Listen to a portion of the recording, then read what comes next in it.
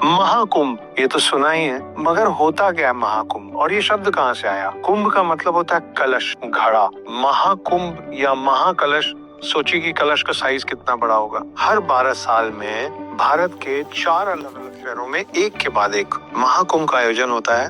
और महाकुंभ है इस पूरे देश में, पूरी पृथ्वी में हिंदुत्व का सबसे बड़ा पर्व। इतना बड़ा पर्व जितना ना पहले कभी हुआ है, ना आगे कभी बन पाएगा। पर होता क्यों है महाकुंभ? और कौन से 4 शहर? उज्जैन, हरिद्वार, नासिक और प्रयागराज। इन 4 शहरों में एक के बाद एक हर 12 साल में एक महाकुंभ होता है। महाकुंभ के पीछे 2 कमाल की कहानियां हैं। आज ये 2 कहानियां मैं आपको एक के बाद एक सुनाने वाला हूँ, क्योंकि महाकुंभ फिर से आ रहा है। कब और कहाँ? 13 जनवरी को प्रयागराज में। इस बार नंबर प्रयागराज का है और 13 जनवरी से महाकुंभ शुरू हो रहा है, जिसमें हर नागा साधु, हर अघोरी, हर मठाधीश, हर बड़े मंदिर के संत महात्मा, हर ऋषि मुनि, हिमालय में बसे और तपस्या करते हुआ हर मुनि और ऋषि, हिंदुत्व को मानने वाला हर रक्षक वहां जमा होगा। महाकुंभ की 2 कहानियों में से एक कहानी है सर्पों और गरुड़ देव के बीच की। क्या है ये कहानी? एक ऋषि थे जिनका नाम था ऋषि कश्यप। उनकी 2 पत्नियां थी जो आपस में बहनें थीं। एक थी कद्रू और दूसरी थी विंता। कद्रू ने ऋषि कश्यप से एक दिन एक वरदान मांगा कि मुझे 100 विषैले बच्चे चाहिए जो बहुत शक्तिशाली हो। ऋषि कश्यप ने तथास्तु कह दिया और कद्रू को मिले 100 अंडे। ये देख के विंता को लगा कि मुझे भी वरदान मिलना चाहिए। विंता ऋषि कश्यप के पास गई और उन्होंने कहा कि मुझे भी वरदान दीजिए, मुझे भले बच्चे कम दीजिए, मगर मेरे बच्चे कद्रू के बच्चों से ज्यादा शक्तिशाली होने चाहिए। ऋषि कश्यप ने कहा तथास्तु और विंता को मिले 2 बड़े अंडे। अब जो 100 अंडे थे वो एक एक करके धीरे धीरे फूटने लगे और उन अंडों में से बच्चे निकलने लगे। कौन से बच्चे?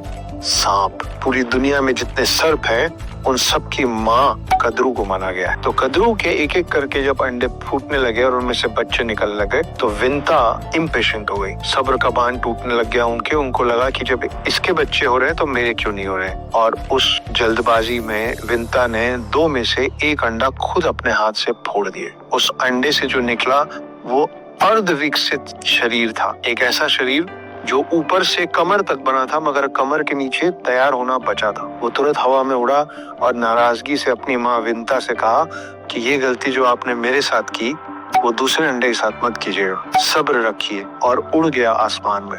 वो कहाँ गया वो भी बताऊंगा, पर उसके पहले बात करेंगे कि वो एक बचा हुआ अंडा उसका क्या हुआ। समय के साथ जब वो अंडा फूटा तो उसमें से पक्षी का चेहरा, बाज का चेहरा लेके एक इंसान पैदा हुआ जो उड़ सकता था और उसका नाम रखा गया गरुड़। उसका बड़ा भाई जो पहले निकल गया था आधे शरीर के साथ, उनका नाम पड़ा अरुण।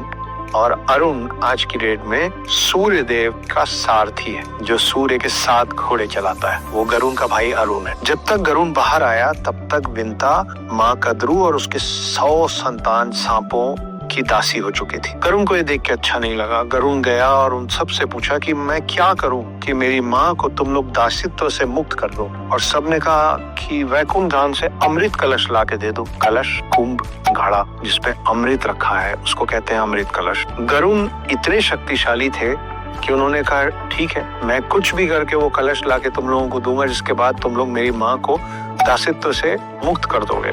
ये कॉन्ट्रैक्ट डन हो गया। और उसके बाद गरुड़ उड़ के गए वैकुंठ धाम और वैकुंठ धाम से अमृत कलश उठा लिया। इंद्रदेव, सूर्य देव, जितने शक्तिशाली देव थे सब गरुड़ का रास्ता रोकने की कोशिश किए, मगर गरुड़ इतने शक्तिशाली थे कि एक एक करके उन्होंने सबको हरा दिया। ये बात पहुंची विष्णु जी के पास। जब देव भागते हुए उनके पास गए और बोले कि अनर्थ हो जाएगा अगर ये अमृत कलश गलत हाथों में चला गया। पता नहीं कहां से एक बहुत ही शक्तिशाली प्राणी आया जिसका चेहरा पक्षियों के जैसा है, शरीर इंसानों के जैसा है और साथ में है पंख जो उड़ता है, जो हम सब लोगों से ज्यादा शक्तिशाली है। रोकिए उसको। विष्णु जी उतरे युद्ध में और गरुड़ और विष्णु जी के बीच में युद्ध हुआ। इस पूरे युद्ध के बीच में विष्णु जी को ये समझ में आया कि गरुड़ के हाथ में अमृत कलश है, मगर गरुड़ उसको खोल के उस कलश से अमृत ग्रहण नहीं कर रहा है, सिर्फ हाथ में पकड़ा हुआ है। तो फिर विष्णु जी ने उससे पूछा कि ये क्यों चुरा रहे हो, इसको लेके कहाँ जाने की कोशिश कर रहे हो, और जब अमृत कलश खुद तुम्हारे हाथ में है तो उसको ग्रहण क्यों नहीं कर लेते। तब गरुड़ ने पूरी बात, पूरी व्यथा बताई कि वो अपनी माँ को मुक्त कराने के लिए ले जाना चाहता है। विष्णु जी ने कहा कि ठीक है, मैं एक शर्त पे तुमको ये अमृत कलश ले जाने दूंगा। वो शर्त ये है कि अगर मैं तुमको अमृत कलश ले जाने देता हूँ तो अमृत कलश को जमीन पे पहुंचाने के बाद तुम हमेशा के लिए मेरे वाहन बन जाओगे, मेरे साथ रहोगे। गरुड़ ने इस शर्त को मान लिया। जैसे ही गरुड़ उस अमृत कलश को ले जाके जमीन पे रखे, विष्णु जी ने मायावी शक्तियों से उस कलश को वहां से गायब कर दिया। लेकिन क्योंकि वो अमृत कलश गरुड़ ले जाके रख चुके थे सारे सर्पों और उनकी माँ कद्रू के सामने, तो उनका प्रण पूरा हो चुका था, जिसके कारण उनकी माँ विंता को दासित्व से मुक्त कर दिया गया। दासित्व से विंता मुक्त हुई, लेकिन कलश और अमृत इन सबको नहीं मिल पाया। ये है पहली कहानी अमृत कलश की, क्योंकि ये माना जाता है कि जब विष्णु और गरुड़ आपस में युद्ध कर रहे थे तो उस कलश से अमृत की कुछ बूंदें पृथ्वी पे गिरी, और माना जाता है कि वो 4 जगह जहाँ अमृत के वो बूंद गिरे वही वो 4 जगह है जहाँ आज महाकुंभ होता है। उज्जैन, हरिद्वार, नासिक और प्रयागराज। दूसरी कहानी जुड़ी हुई है समुद्र मंथन से। समुद्र मंथन जिसमें एक तरफ सारे देव खड़े थे और दूसरी तरफ सारे असुर। कूर्म अवतार में विष्णु जी खुद कछुए के रूप में उसके एक्सिस बने हुए थे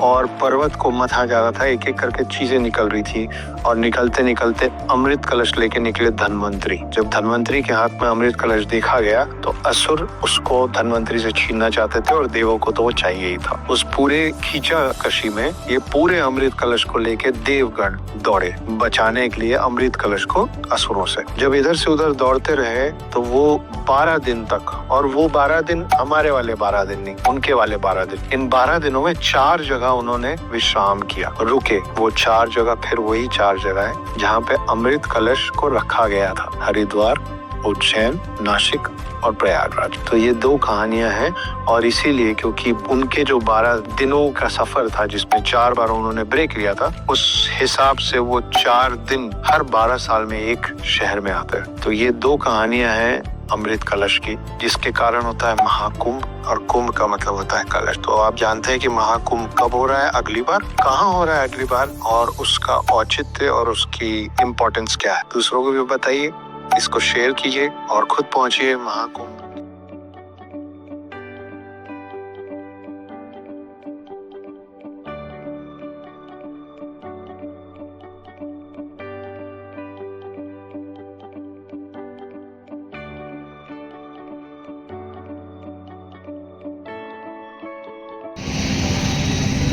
फुल ड्रोन से बढ़िया आता है।